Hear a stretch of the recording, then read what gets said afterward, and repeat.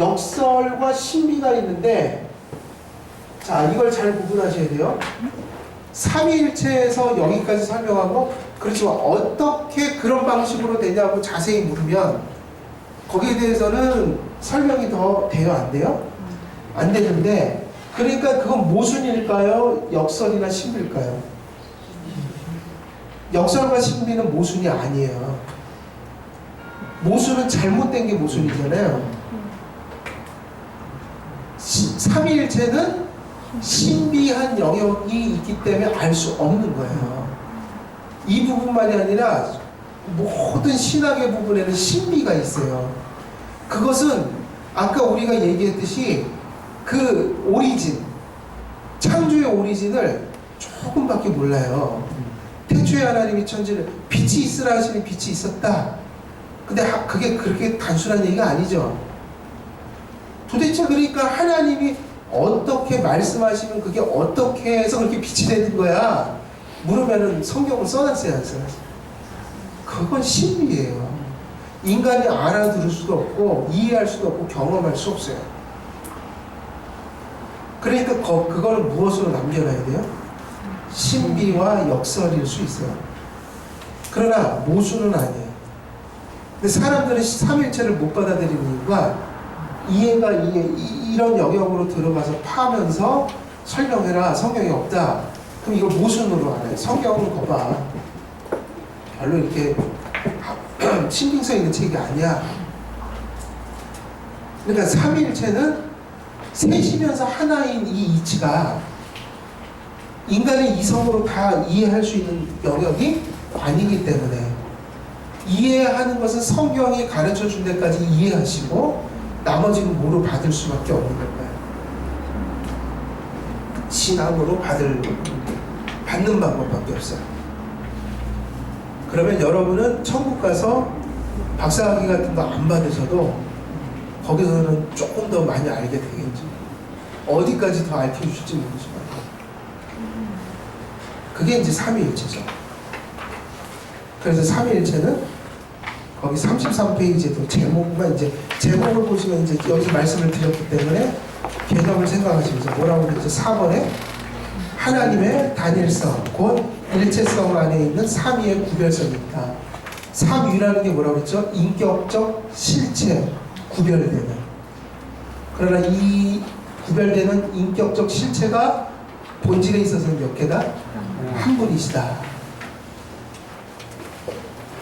그러니까 구별이나 구분이라는 말을 써도 뭐는 되지 않죠? 삼위가 분리되진 않죠.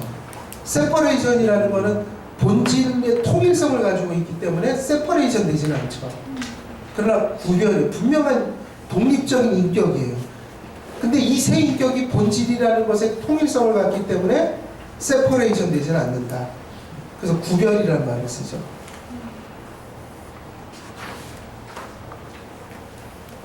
그 다음에 이제 그래서 말씀의 신격이 있고 성부의 신격이 있고 그다음에 성자의 신격이 있다. 그래서 이제 우리는 지금까지 말한 게 어떤 삼위일체일까요? 존재론적 삼위일체, 이런 식의 지금 설명은 존재론적이에요. 그러나 사역적 측면에서 구분하는 삼일체가 있죠. 그러니까 경세적 삼일체라고도 하고 경륜적 삼일체라고도 하고, 그래서 경륜적, 그 다음에 경세적, 이것은 사역에 기준하여 삼일체를 구분하는 거죠. 그러면 이건 뭐죠? 이런 식이죠. 성부는 뭐 하셨죠? 구원을 계획하셨다. 그 다음에 성자는 성취하셨다. 성령은 적용하신다. 이런 사역적 측면에서 구분하는 것은 경세적, 경륜적 삼일체죠. 그래서 창조에 있어서도 다 구분이 돼요. 창조에 있어서도 구분이 되고. 예, 그래서 이 정도를 우리가 이야기를 하면 이제 삼위일체는 또 정리가 된 겁니다. 예, 거의 구분이 됐어요. 지금 1시간 정도 했나요? 1시간 했죠? 안 했어요? 35분밖에 안 했어요. 그래도 빨리 끝났네요, 3일째. 자, 그 다음에는 이제 뭐로 가야 될까요? 하나님의 존재를 이제 정리를 했죠. 하나님의 존재를 정리했으니 하나님의 무엇을 또 정리하면 돼요? 하나님의 창조와 섭리. 이건 사역이죠. 저도 이렇게 짧은 시간에 이걸 해보는 게 처음이라서 기록이 갱신될 것 같아요. 기독교 가면 이틀 만에 끝냈다. 근데 아주 멀어요. 자, 창조와 섭리. 자, 하나님이 창조하셨다. 근데 이 창조만큼 중요한 게 뭐냐면 뭘까요? 섭리죠. 창조하신 것을 내버려둬서 자동적으로 가는 게 아니라 창조하신 것을 섭리하세요. 그러니까는 섭리는 무엇의 연장일까요? 창조의 연장이에요. 그래서 창조를 살펴보면 이교의 신과 구별된 창조자에 대한 참된 지식은 오직 성경을 통합니다. 왜냐하면 이교 신앙에서도 창조를 얘기할까요? 안 할까요? 얘기하죠. 아까도 말씀드렸지만 창조에 대한 가장 분명한 인포메이션은 어디에 있는 거예요? 세상에서 찾을 수 없는 거죠. 어떤 과학이나 어떤 흔적이나 어떤 종교에서도 찾을 수 없다. 오로지 성경에서 찾을 수 있다. 창조자에 대한 지식의 목적이 뭘까요? 여러분이 아까도 말씀드렸지만 창조에 대한 지식이 실천적이 되어야 되잖아요. 목회적인 의미에서 그걸 받아들여야 된다. 그 얘기 무슨 얘기냐면 창조에 대해서 우리가 알아야 될 이유는 그 인생관을 좌지우지해야 된단 말이에요. 그러니까 태초에 하나님이 천지를 창조하셨다는 말은 이런 생각을 버리는 거예요. 그러니까 우리가 태초에 하나님이 천지를 창조하셨다는 말을 다 이해하고 사는 것처럼 보이지만 예수님을 믿는 우리들도 늘 그 부분에 있어서 실패하면서 살아간다. 우리가 그분을 창조자로 늘 대하면서 사는 게 아니다. 그러면 우리 안에 죄성이 남아있는데 우리 죄성이 무엇이냐면 하나님의 그 창조적 주권을 인정하기 싫어하는 마음이 있다는 거예요. 그 얘기를 뒤집어 얘기하면 자기가 창조주인 것처럼, 다시 말하면 자기가 주인인 것처럼, 자기가 자신의 인생의 주인이 되어 살고자 하는 그런 욕구는 누구에게나 있어요. 그러니까 언제나 하나님 말씀을 따라 사는 것보다는 어떤 삶을 살고 싶어요? 내 뜻대로 살고 싶어요. 찬송은 주 뜻대로 살기로 했네 그러지만 실제로는 내 뜻대로 살고 싶어요가 맞는 거예요. 그래서 창조에 대한 말씀을 제대로 깨달은 사람은 마치 교회에서 가끔 성경 퀴즈 할 때 태초에 하나님이 천지를 창조하시냐 어디에 기록되어 있죠? 그러면 저요 그래갖고 창세기 1장 1절이요 이렇게 하는 게 중요한 게 아니고요. 그건 유치원 신앙이고요. 그게 인생관을 좌지우지해야 된다는 거죠. 그 말씀을 우리가 받아들이기 시작하면 우리의 하루하루의 생활 속에 싸움이 일어날 수밖에 없어요. 내가 원하는 대로 살 것인가? 하나님께서 원하시는 대로 살 것인가? 내게 무엇이 주어졌던 그것을 하나님의 소유로 돌릴 것인가? 내 것으로 돌릴 것인가? 다시 말하면 창조자 앞에서 우리는 겸손한 삶을 살기 위해서 창조신앙을 고백하는 것이지 창조했다는 사실만 이 지적으로 동의하기 위한 신앙이 아니다. 그래서 창조자에 대한 지식의 목적은 하나님께 대한 감사와 신뢰의 열매를 맺는 것에 있다는 거예요. 그러니까 창조자 하나님을 생각할 때마다 내가 겸손해지고 하나님의 소유권을 인정해드리고 다시 말하면 내 뜻이 아니라 하나님의 것을 하나님에게 내 인생은 하나님 것이다. 그리고 그것이 작든 크든 하나님 것을 주셨기 때문에 감사와 신뢰의 마음을 가지고 살아가는 것. 요게 창조주에 대한 신앙을 고백하는 자의 모습인 거죠. 그러니까 그런 의미에서는 창조신앙은 중요하죠. 근데 오늘날은 너무 이쪽에만 가 있는 것 같아요. 창조나 진화냐. 그거는 그 수준은요 좀 벗어나야 되지 않을까요? 아니 창조나 진화냐 그것만 그러면 창조면 뭐 할 거예요? 그렇게 살지도 않으면서. 이해되십니까? 창조의 신앙을 분명히 가져야 되는 이유는 하나님을 창조자로 대하면서 살기 위한 것이에요. 자꾸 우리가 진화론만 이기면 이겼다고 생각하는데 자기를 못 이기면서 무슨 진화론자만 이기면 이기나요?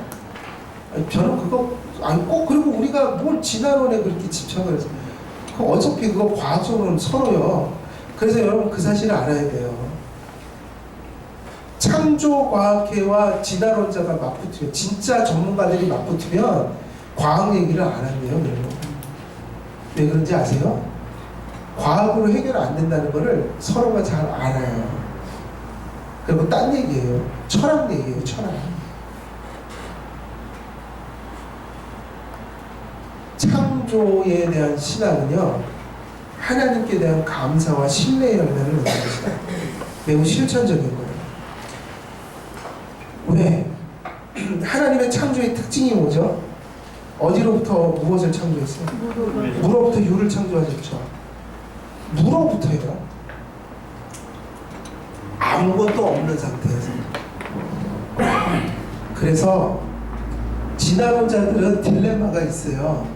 진화론이라는 것이 아마 학교 선생님이시잖아요.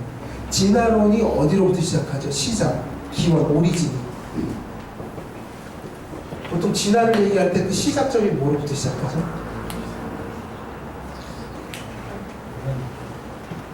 원소 같은 작은 입자로부터 시작해요. 네? 어디로부터? 빅뱅? 그것도 빅뱅이라는 것도 뭐가 있어야지 빅뱅이 일어날 거 아니에요. 진화론자들 입장에서 보면 무에서 빅뱅이 일어날 수 있나요? 무에서? 우연. 예? 우연. 우연인데 뭔가가 있는 데서 우연이 일어나서 빅뱅도 일어나는 거지. 아니 에너지가 있다는 얘기 아니에요. 뭔가 운동이 있다는 거는 에너지로부터 시작했던 무엇으로 시작했던 진화론자들은 있어야 돼요. 왜냐면 무에서 유가 생긴다는 건 종교니까. 무에서는 유가 나올 수가 없어요. 그래서 보통 학교에서 시작할 때 뭐 원소 비슷한 가장 작은 입자 있죠. 거기부터 시작해요. 그래서 그것이 어떻게 하다가 소위 말하면 무기 물질이 생기고 무기 물질이 또 계속 하다 보면 이제 소위 말하면 유기물이 생기고 유기물이 계속 또 우연히 이제 세월이 지나다 보면 아미노산이 생기고 아미노산이 또 계속 가다 보면 단백질이 하나가 나와요. 그럼 또 단백질들이 또 막 모여갖고 뭘 만드냐면 그때 유기물이 뭐 나오죠. 생명체를 이루는 그 기본 단위. 그러다가 이제 단세포가 나오고 생물이 거기서 또 다세포 생물이 나오고 거기서 이제 인간까지 오는 거예요. 근데 시작이 있어요. 근데 기독교는 그때 가만히 생각해 보세요. 일단은 그러면 요거는 어디로부터 왔지 물으면 결국은 아무것도 없었던 적이 있을 거 아니에요. 그죠? 네. 근데 역으로 생각하면 무에서 유가 생기는 건 있을 수가 없는 일이라서 그래서 진화론자들은 유에서부터 시작을 해요. 그리고 살짝 넘어가요. 근데 무에서 유가 생기는 건 기적이에요. 먼지 하나만 생겨요. 아무것도 없는데 먼지가 하나 생겼다. 그거는 기적이에요. 그러니까 무로부터 창조되었다. 뭐 과학적인 의미도 있겠지만 무로부터 유가 생겼다는 것이 시야말로 그 어떤 것 하나에도 기원이 세상에서 찾을 수 있는 게 없다. 먼지 하나도, 먼지 한 톨도 사실은 하나님의 창조적 능력이 없이는 얘기할 수가 없다. 그러면 우리 자신의 인생을 살아가면서 사실은 그걸 잊으면 안 되죠. 이 거대한 세상 자체가 무로부터 생겼다면 내 인생 자체라는 것도 사실 하나님이 없으면 아무 의미가 없는 거고 뭘 좋은 것이 있다면 그건 누구에게 감사를 돌려야 돼요? 하나님께. 그러면 그 하나님께 받은 거니까 또 다른 사람과 비교할 필요는 없죠. 그걸 못 가진 자를 뭐 업신여기고 이런 거 그 자체가 창조를 안 믿는 거예요. 저는 그거 되게 중요하다고 보거든요. 창조 신앙에서 정말 겸손하지 못한 행동은 그 창조를과 거리가 먼 모습이다. 내가 보통 사람은 뭔가 자랑할 게 있으니까 잘난 척하는 거 아니겠어요? 그죠? 뭘 많이 안다든지 많이 가졌다든지 지위가 높다든지. 근데 사실은 다 어디로부터 왔다고요? 무로부터 하나님이 만든 것들이고 또 하나님이 섭리 가운데 주신 것들이고, 그러면 하나님이 안 주셨으면 나도 없는 거예요. 그건 하나님께 감사할 일이지 잘난 체 할 일은 아니에요. 그래서 겸손해야 돼요. 기독교인은 정말 겸손해야 된다. 창조를 믿으니까. 하나님께서 지으신 피조물들, 뭐 천사는 넘어가고요.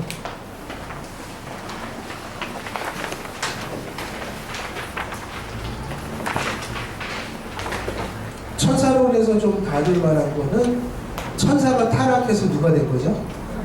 마귀가. 저기 앞에 있는 교회처럼 가르치면 안 되지. 거기처럼 사람이 구천을 떠난다. 그러면 안 돼요. 자, 그래서 천사, 그 다음에 이제 인간 창조.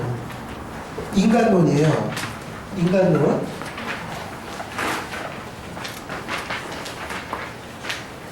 자, 인간론인데,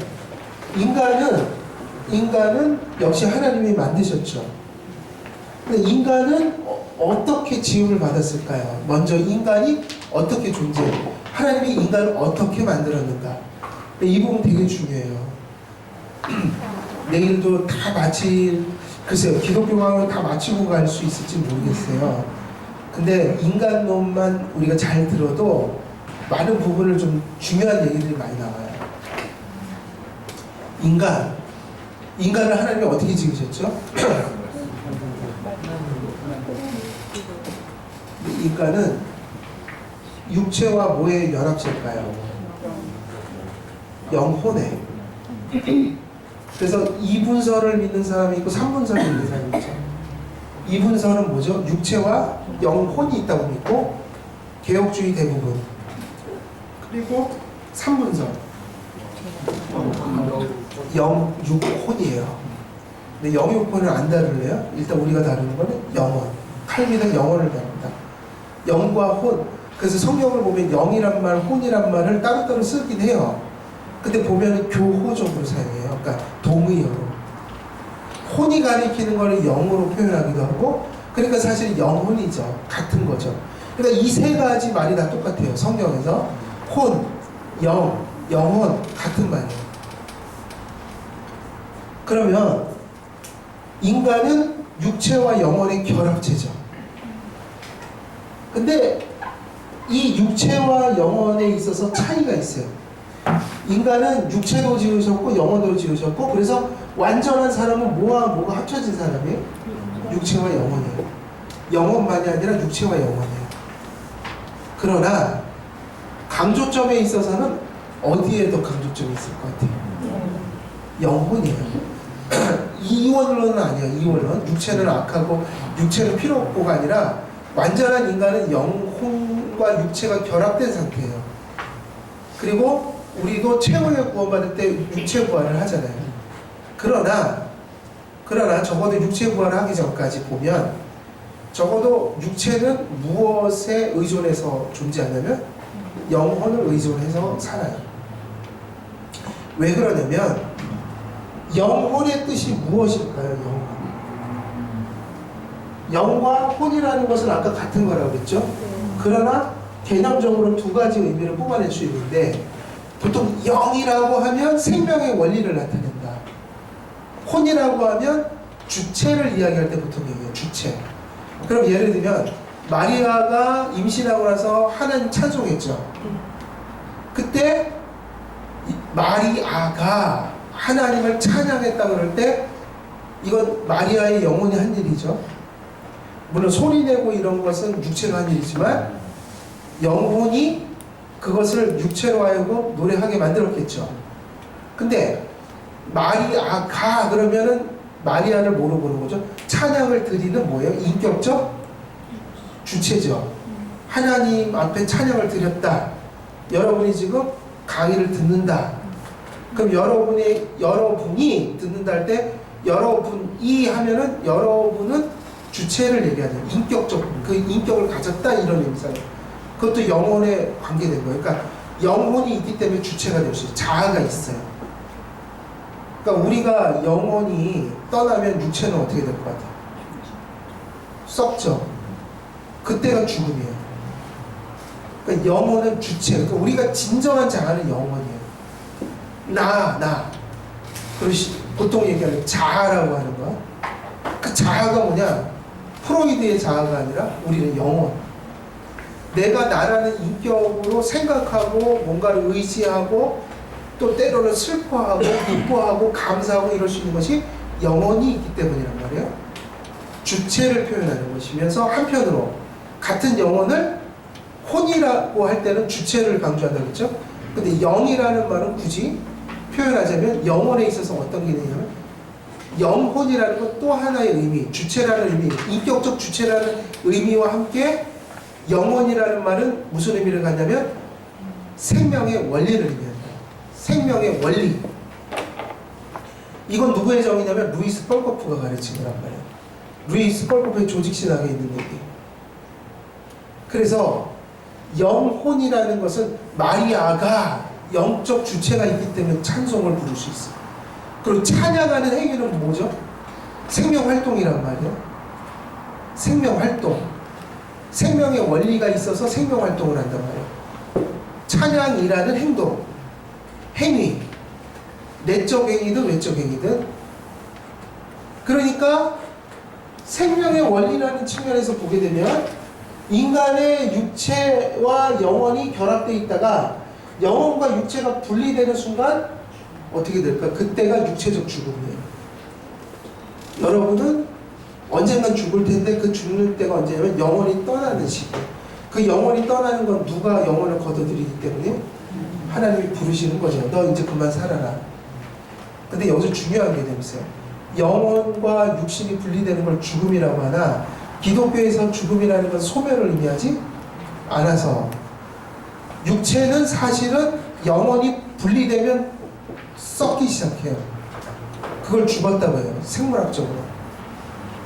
그러면 육체는 무엇에 생명의 원리를 두고 있는 거예요? 영혼에. 그러니까 사실은 육체는 영혼을 의존하죠. 영혼은 그러나 죽지 않고 썩지 않아요. 육체는 썩어도 영혼은 절대로 썩지 않고 불멸해요. 하나님 그렇게 만드셨어요.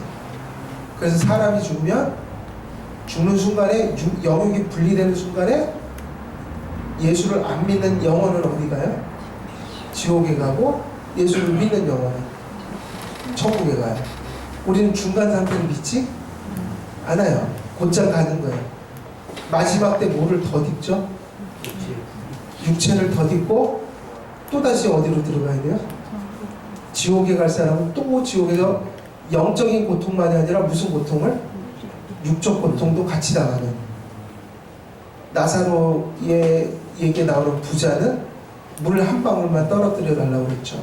그게 비유이든 실제이든 천국의 실체를 전하는 건 맞을 거예요.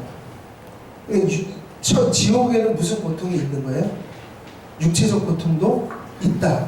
근데 그 육체적 고통은 재림 이후에 부활체를 입고 들어가서 겪을 것이고 그 이전까지는 영적 고통을 당하겠죠. 지옥에서. 그리고 우리는요. 죽으면 곧장 천국에 가서 우리의 영혼은 영화돼요.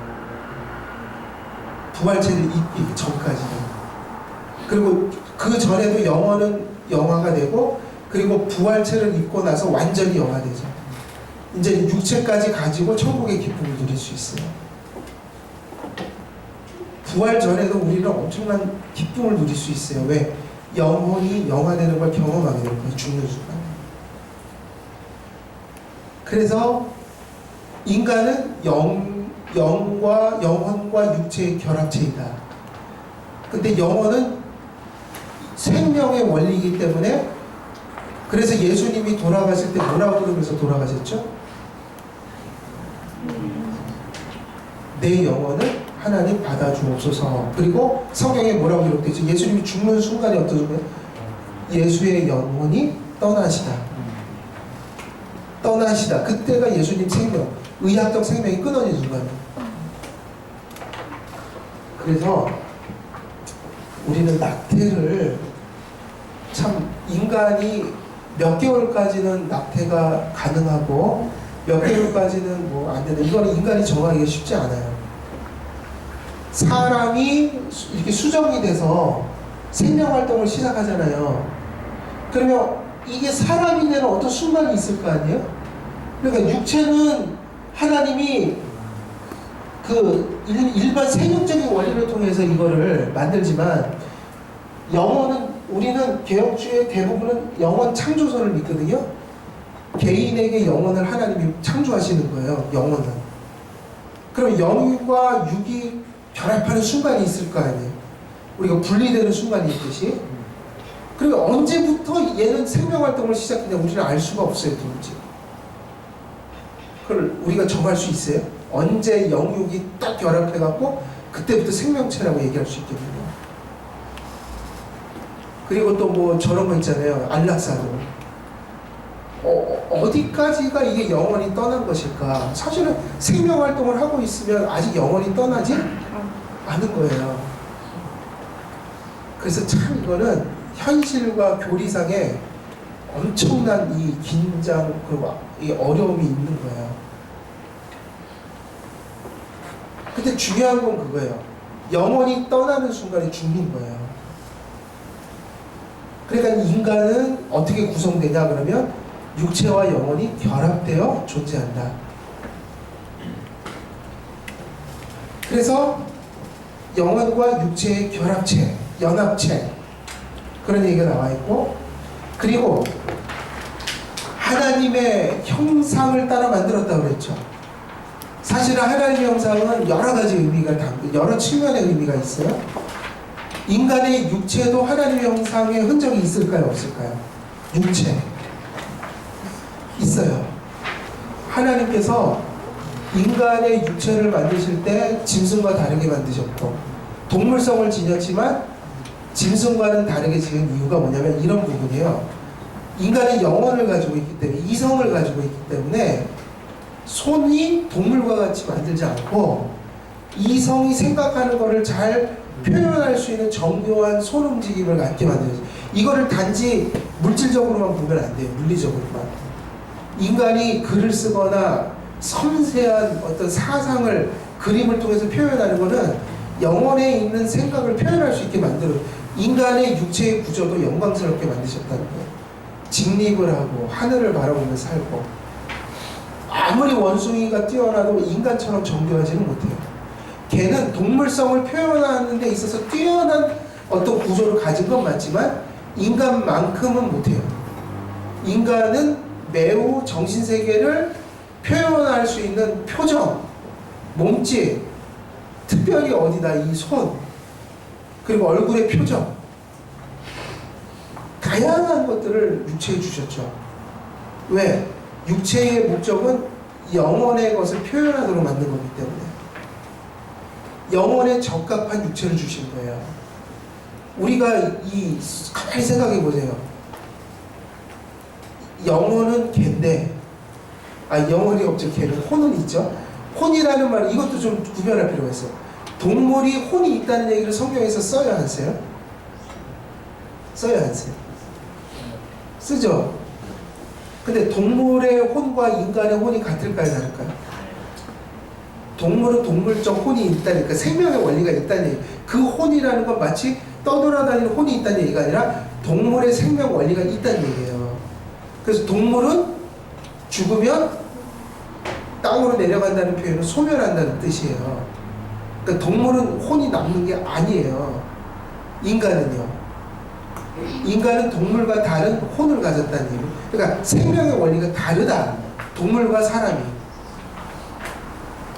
근데 한번 생각해 보세요. 정신은 동물인데 몸은 인간이다. 어떻게 생각하세요? 반대로 한번 생각해 보세요. 정신은 사람인데 우리가 만약에 육체를, 개의 육체를 주셨다 하나님, 엄청 답답했을 거예요. 인간은 뭘 만들고 막 이래야 되잖아요, 이게. 근데 이게 몸을 하나님이 개를 주신 거예요. 여기는 엄청난 사상이 있는데 표현은 멍멍 이거밖에 안 돼요. 조화롭지가 않아요. 인간의 모든 육체는 우리가 가진 정신, 영혼에 적합한 것들을 표현하도록 만들어 주셨어요.